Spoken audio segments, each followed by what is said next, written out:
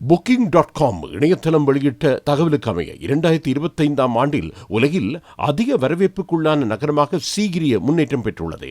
தங்குமிடம் உள்ளிட்ட பல்வேறு சுற்றுலா வசதிகளை பெற்றுக்கொள்வதற்காக 360 மில்லியனுக்கும் அதிகமானோர் பயன்படுத்தும் Booking.com இணையதளம் இந்த வெளிப்படுத்தலை தமது 13வது டிராவலர் ரிவ்யூ அவார்ட்ஸ் விருதுக்கு இணைவாக செய்துள்ளது. இலங்கையின் கலாசார முக்கோணத்தின் இதயத்தில் அமைந்துள்ள சீகிரியவை இயற்கை வனப்பு மற்றும் அழகான வரலாற்றுடன் பார்த்து ரசிக்க வேண்டிய முக்கிய சுற்றுலா தலமாக அமைந்திருக்கிறது.